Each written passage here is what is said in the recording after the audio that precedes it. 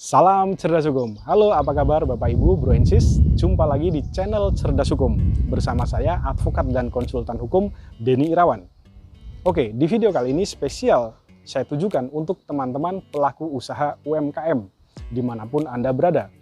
Saya akan menjelaskan dari perspektif hukum tentang hal-hal apa saja yang sebenarnya dilarang atau tidak diperbolehkan bagi pelaku usaha pada saat dia baik saat memasarkan maupun menjual atau bertransaksi dengan konsumennya. Oke, hal ini sangat penting sekali untuk diketahui karena bisa menghindarkan usaha atau perusahaan Anda dari permasalahan atau persoalan hukum di kemudian hari. Ditambah saat ini persaingan usaha sudah skala global dengan dibukanya pintu persaingan atau pasar bebas Asia. Oke, saya paham. Banyak sekali pelaku usaha UMKM yang tidak concern terhadap aturan atau rambu-rambu yang telah ada. Karena fokus utamanya kebanyakan adalah bagaimana memproduksi, memasarkan, dan menjual produk atau jasanya. Oke, Indonesia punya Undang-Undang Perlindungan Konsumen. Di situ banyak sekali mengatur tentang rambu-rambu yang boleh dan tidak boleh dilakukan oleh pelaku usaha. Ada banyak sekali. Namun di kesempatan ini, saya telah merangkumnya menjadi 6 poin yang berdasarkan dari kebanyakan peristiwa atau kejadian yang terjadi di masyarakat kita. Penting sekali untuk diketahui. Poin apa saja? Mari kita ulas satu persatu. Poin yang pertama, pencantuman klausul baku secara sepihak oleh pihak penjual adalah dilarang dan bisa batal demi hukum, alias tidak berlaku. Contohnya, di kwitansi seringkali kita lihat tulisan barang yang sudah dibeli tidak bisa dikembalikan. Atau di tempat lain tertulis barang hilang ditanggung sendiri atau ditanggung oleh konsumen. Dan lain-lain. Hal tersebut jelas dilarang di dalam pasal, khususnya pasal 19 Undang-Undang Perlindungan Konsumen. Oke, itu poin yang pertama. Poin yang kedua, pelaku usaha dilarang menjual dengan cara pemaksaan atau cara lain yang dapat menimbulkan gangguan fisik atau psikis terhadap konsumen. Ada di dalam pasal 15 junto pasal 62 Undang-Undang Perlindungan Konsumen. Dengan sanksinya hukuman penjara paling lama 5 tahun. Atau bisa juga dijerat pasal 368 KUHP tentang pengancaman. Oke, kemudian yang ketiga, pelaku usaha dilarang menjual suatu produk atau jasa yang ternyata tidak sesuai seperti yang telah disampaikannya. Seperti ternyata berbeda isi berat bersihnya, takarannya, volumenya, atau komposisinya. Nah ini hati-hati nih. Itu ada di dalam pasal 8 Undang-Undang Perlindungan Konsumen, huruf B, C, D, E, dan F. Nah kemudian yang keempat, pelaku usaha dilarang menawarkan atau mempromosikan atau mengiklankan barang dan atau jasa secara tidak benar. Seperti menggunakan kata-kata atau kalimat berlebihan. Misal, mengatakan pasti aman, tidak berbahaya, tidak mengandung resiko atau efek samping, dan lain-lain. Padahal mungkin belum teruji gitu loh.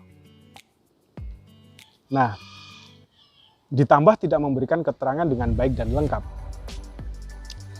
Juga termasuk dilarang menyampaikan penawaran atau informasi yang mengandung suatu janji yang belum pasti.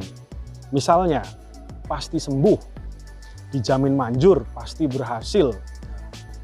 Itu tidak boleh. Juga termasuk dilarang merendahkan produk atau jasa lain, baik secara langsung maupun tidak langsung.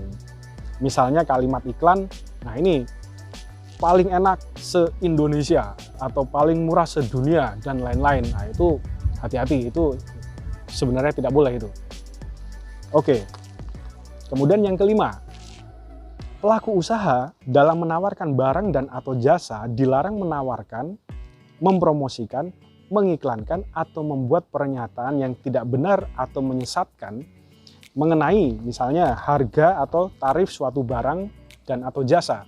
Jadi semacam ada jebakan begitu. Itu hati-hati, tidak boleh. Kemudian di pasal 17 ayat 1 huruf E Undang-Undang Perlindungan Konsumen, pelaku usaha juga dilarang membuat iklan yang ternyata memuat informasi yang keliru, salah, atau tidak tepat mengenai barang dan atau jasa yang ditawarkan itu. Nah, kemudian nih yang keenam, ini banyak sekali nih terjadi. Biasanya terkait dengan pembuatan testimoni-testimoni. Ada diatur di dalam pasal 17 ayat 1 huruf C Undang-Undang Perlindungan Konsumen mengatakan pelaku usaha dilarang mengeksploitasi kejadian dan atau seseorang tanpa seizin yang berwenang atau persetujuan yang bersangkutan. Misalnya nih, mengambil foto konsumen atau men-screenshot obrolan, kemudian ditulisi sesuai kehendak pengiklan, dijadikan testimoni. Dan itu dilakukan tanpa izin terlebih dahulu. Itu dilarang.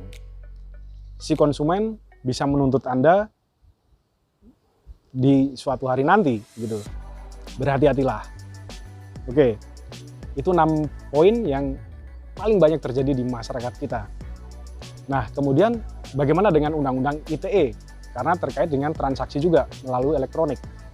Kalau di Undang-Undang ITE itu saya mengasumsikan atau menurut saya itu sebagai pelengkap bagi Undang-Undang Perlindungan Konsumen.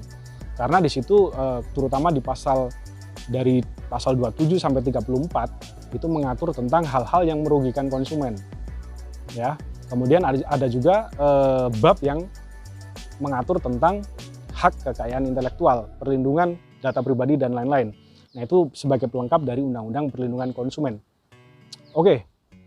Sementara itu, Bro and Sis, 6 poin itu nanti bisa Anda review kembali, berhati-hatilah, jangan sampai Anda melanggar kemudian Anda rugi di kemudian hari. Anda harus mengerti dan setidaknya pernah membaca peraturan atau hal-hal yang berkaitan dengan apa yang telah saya sampaikan tadi. Oke, sementara itu dari saya, mohon maaf kalau ada salah kata, sampai jumpa di video edukasi berikutnya. Salam cerdas hukum, terima kasih.